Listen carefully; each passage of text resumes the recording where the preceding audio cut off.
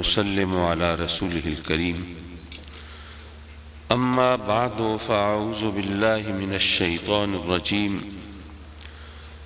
بسم الله الرحمن الرحيم اهدنا الصراط المستقيم صراط الذين أنعمت عليهم صدق الله مولانا العلي العظيم وصدق رسوله النبي الأمين ونحن على ذلك لمن الشاهدين والشاكرين والحمد لله رب العالمين۔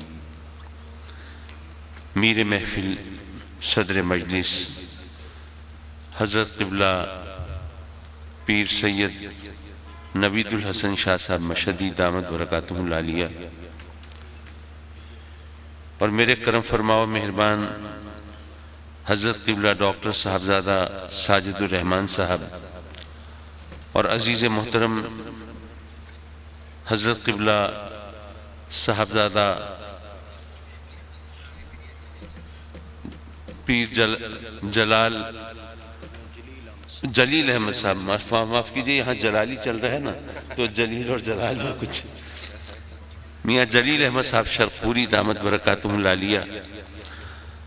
اور آج کی محفل کے میزبان اور جان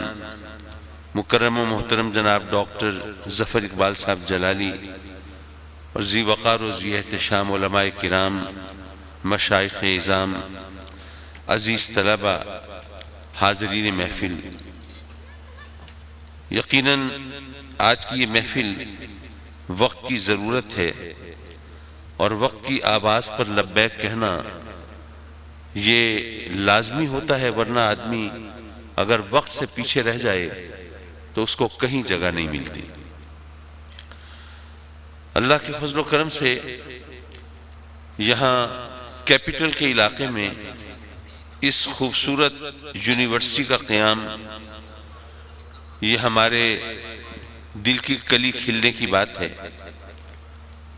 اور یقیناً دیکھتے دیکھتے یہاں پر پرشکو یونیورسٹی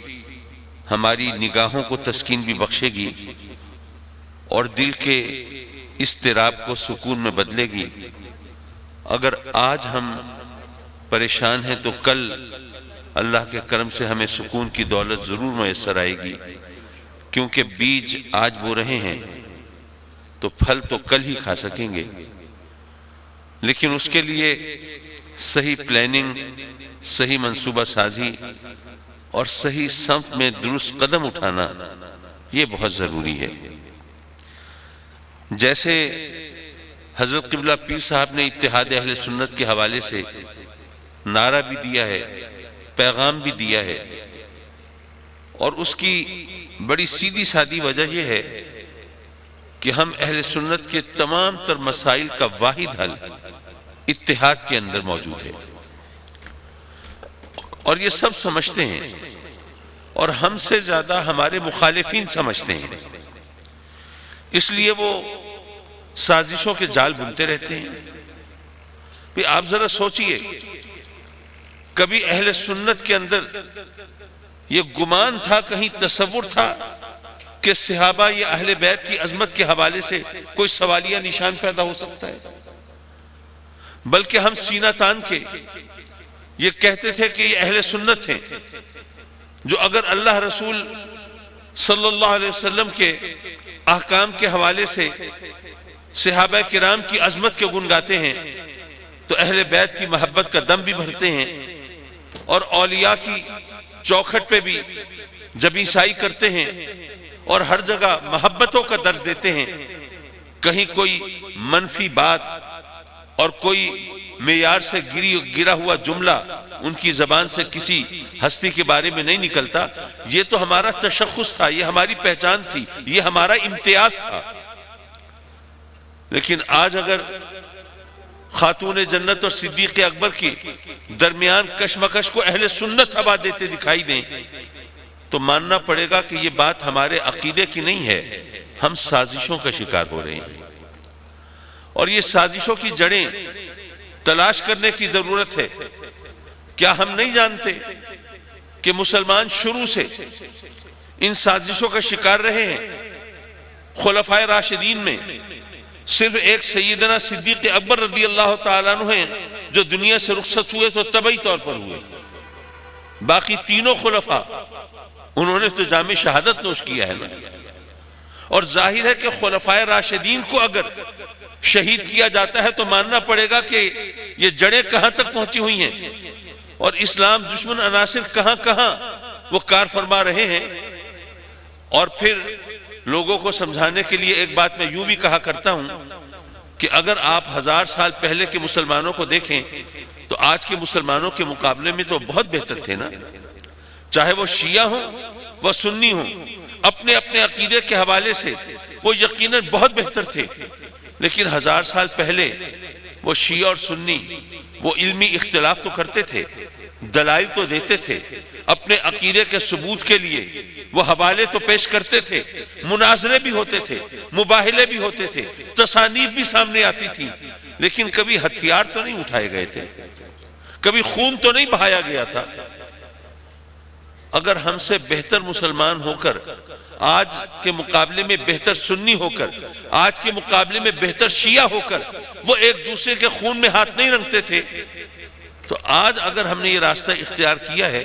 تو ماننا پڑے گا کہ یہ کسی سازش کا نتیجہ ہے۔ حضرات مکرم، باتیں وہی ہیں اور ظاہر ہے کہ میں نئی نئی باتیں تو گھڑ کے نہیں لا سکتا، لیکن یہ بات ہم جانتے ہیں۔ ابھی ڈاکٹر ساجد الرحمان صاحب نے اور ان سے پہلے حضرت قبلہ میاں جلیل صاحب نے بہت وضاحت سے فرمایا اور بتایا اتحاد کا جو پہلا قدم ہے وہ کیا ہے؟ وہ یہ ہے کہ ہم ایک دوسرے کے خلاف بولنا چھوڑ دیں۔ پیسہ بھی نہیں لگتا، محنت بھی نہیں ہے، کوئی تگ و دو کانفرنسوں کی بھی ضرورت نہیں، صرف اتنا کرنا ہے کہ ذرا کف لسان کر لیں۔ اگر اتنا بھی ہم نہیں کر سکتے تو پھر اتحاد کی بات کرتے ہوئے ہم اچھے نہیں لگتے۔ حضرات مکرم، کہ آپ کو نہیں معلوم کہ دوسرے مسلک کے لوگوں کا طریقہ کیا ہے؟ ہمارے اہل سنت کے دروازوں پہ دستک دیتے ہیں، ان کو بلاتے ہیں، اپنے ساتھ چلنے کی ترغیب دلاتے ہیں۔ اب اہل سنت ہیں، پکے کٹر سنی ہیں، میلاد منانے والے، یا رسول اللہ کی نعرے لگانے والے، درود و سلام کی دھوم مچانے والے، پیروں فقیروں کو ماننے والے، لیکن وہ لگے رہیں، دستک دے رہے ہیں اور اگر ایک نسل گزر جاتی ہے دوسری نہیں تو تیسری نسل وہ آتی ہے سامنے اور وہ کہتے ہیں کہ بھئی یہ بڑے بے غرض لوگ ہیں، دیکھو ہم ان کو ہمیشہ دھتکار دیتے ہیں اور ان کو طرح طرح کے القاب دیتے ہیں اور برا بھلا کہتے ہیں، لیکن یہ کتنے سچے اور کھرے لوگ ہیں، یہ آ رہے ہیں، ہمیں بلا رہے ہیں، یہ دیندار لوگ ہیں، ان کی بات کو ماننا چاہیے۔ تو ہمارے کٹر سنیوں کے گھرانوں میں وہ لوگ بالآخر وہ ان کے راستے پہ چل پڑتے ہیں، اور ان کے مقابلے میں ہمارا طریقہ کیا ہے؟ ہمیں پتہ ہے کٹر سنی ہیں، اپنے ہیں، درود و سلام پڑھنے والے، میلاد منانے والے، پیروں فقیروں کو ماننے والے اور 11ویں کرنے والے، سب کچھ ٹھیک ہے، لیکن چونکہ انہوں نے فلاں موقع پر یہ جملہ کہا تھا یا فلاں موقع پر یہ حرکت کی تھی، اس لیے یہ اہل سنت کے زمرے سے خارج ہے۔ یعنی ہم آئے دن اپنے لوگوں کو اپنے حلقے سے خارج کرنے پر تلے ہوئے ہیں اور ان کی کوئی وضاحت سننے کے لیے تیار نہیں۔ وہ اس موقع پہ یہ بات کہی تھی نا، جب تک ناک نہیں رگڑو گے، جب تک معافی نہیں مانگو گے، جب تک یہ ذلت کا تاج اپنے سر پہ نہیں سجاؤ گے، اس وقت تک تمہیں معافی نہیں ملے گی۔ یارو، ہم ان اولیاء، اصفیاء، ازکیاء کے وارث کہلاتے ہیں جن کے بارے میں ہمیں بڑے فخر سے ہم بتاتے ہیں کہ وہ تھے جو کافروں کو بھی سینے سے لگاتے تھے۔ اگر حضور خواجہ معین الدین چشتی اجمیری رضی اللہ تعالیٰ عنہ کا ذکر کرتے ہیں جنہوں نے 90 لاکھ ہندوؤں کو کلمہ پڑھایا، تو بتاتے ہیں کہ انہوں نے کس طرح رواداری سے کام لیا۔ ان کے وہ واقعات، میں یہاں واقعات دہرانے کے لیے نہیں آیا، لیکن آپ جانتے ہیں کہ کس طرح وہ ہندو آپ کے پاس آتے تھے، ایک ہندو وہ گوالن وہ آتی ہے اور کہتی ہے کہ جی وہ جو جوگی ہیں اور وہ جو سادھو ہیں انہوں نے میرا جینا حرام کیا ہوا ہے، مفت دودھ لیتے ہیں، یہ سارے واقعات آپ نے سنے ہوئے ہیں، آپ اس کی داد رسی کرتے ہیں، اس کے مسئلہ حل کرتے ہیں، اور اس طرح اسلام پھیلتا ہے۔ تو ہمارے اسلاف تو وہ تھے جو غیر مسلموں کو سینے سے لگاتے تھے، ہم کلمہ پڑھنے والے درود و سلام پڑھنے والوں کو ہم دھتکارنے پہ تلے ہوئے ہیں، تو ہمارا انجام کیا ہوگا؟ حضرات مکرم، یہ بھی ذہن میں رکھیے کہ ہم بے شک یہ ادارہ یہ دینی درس گاہ ہے نا، یہاں پر علوم دینیاں سکھائے جائیں گے، پڑھائے جائیں گے، قرآن و حدیث کی تعلیم دی جائے گی، لیکن ہمیں پتہ ہے کہ رب کائنات نے ہمیں قرآن مجید میں مانگنے کا جو سلیقہ سکھایا ہے وہ کیا ہے؟ ربنا آتنا فی الدنیا حسنہ وفی الآخرۃ حسنہ وقنا عذاب النار۔ ہمیں یہ نہیں کہا کہ تم دنیا کو چھوڑ دو، دنیا سے صرف نظر کر لو، دنیا چھوڑ کے تم غاروں میں جا بسو اور جنگلوں کو آباد کرو، نہیں، ہمیں آقا کریم صلی اللہ علیہ وسلم نے عملی طور پر اس دنیا میں رہ کر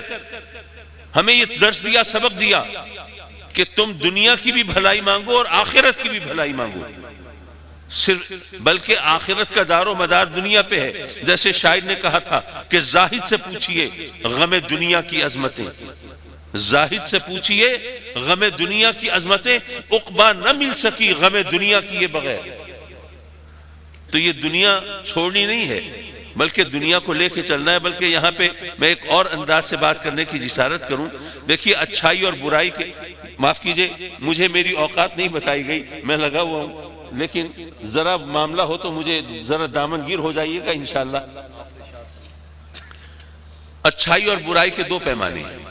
میں اگر نماز پڑھتا ہوں، روزہ رکھتا ہوں، شریعت کی پابندی کرتا ہوں، حلال حرام کا خیال کرتا ہوں، درود و سلام پڑھنے کی کوشش کرتا ہوں، باوضو رہنے کی اگر کاوش کرتا ہوں تو آپ مجھے اچھا کہیں گے، لیکن اس بنیاد پر کوئی ہندو سکھ عیسائی تو مجھے اچھا نہیں کہے گا۔ اگر کوئی ہندو ہے، روز صبح اٹھتا ہے، اشنان کرتا ہے، مندر میں جاتا ہے، اپنے بھگوان کے سامنے ڈنڈوت بجا لاتا ہے، پرارتھنا کرتا ہے، اشلوک پڑھتا ہے، بھجن گاتا ہے، تو ہندو اس کو اچھا کہیں گے، ہم تو نہیں کہیں گے۔ یہ اچھائیاں ہیں، ان کی بنیاد مذہب پر ہے۔ لیکن اگر کوئی سچ بولتا ہے تو اس کو اچھا کہنے کے لیے کلمہ پڑھنا تو ضروری نہیں ہے، اور کوئی جھوٹ بولتا ہے تو اس کی مذمت کے لیے کسی خاص عقیدے کا حامل ہونا تو لازمی نہیں ہے۔ کچھ اچھائیاں وہ ہیں جس کی بنیاد مذہب پر ہے، اور کچھ چیزیں وہ ہیں جن کی اچھائی اور برائی کا پیمانہ انسانیت ہے۔ سچ بولنا اچھی بات ہے، جھوٹ بولنا بری بات ہے، سخاوت اچھی چیز ہے، کنجوسی بری چیز ہے، رحم دلی اچھی چیز ہے اور سنگ دلی بری چیز ہے، شجاعت اچھی چیز ہے اور بزدلی بری چیز ہے۔ یہ وہ اوصاف ہیں جن کی عظمت کو اور جن کی اچھائی کو ماننے کے لیے کلمہ پڑھنا ضروری نہیں، انسان ہونا ضروری ہے۔ میرے آقا کریم صلی اللہ علیہ وسلم، ان کی شہرت ہے صادق اور امین کے القاب سے، اور یہ دونوں القاب وہ ہیں جن کی اچھائی کو ناپنے کے لیے انسانیت چاہیے، مذہب کا ترازو نہیں چاہیے۔ اگر ہم حسنین کریمین کی عظمت کو سلام کرتے ہیں، گلی گلی کوچے کوچے میں اگر ان کے لیے جلسے منعقد کرتے ہیں، ان کی خراج تحسین پیش کرتے ہیں، تو ان کے زہد و تقوی کی وجہ سے نہیں کرتے، عبادت و ریاضت کی وجہ سے نہیں کرتے، پرہیزگاری کی وجہ سے نہیں کرتے۔ وہ پرہیزگار ہیں، وہ عابد و زاہد ہیں، سب ہیں، لیکن جو خراج تحسین پیش کیا جاتا ہے وہ ان کے صبر کی وجہ سے، استقلال کی وجہ سے، سرفروشی اور قربانی کی وجہ سے۔ اور یہ وہ اوصاف ہیں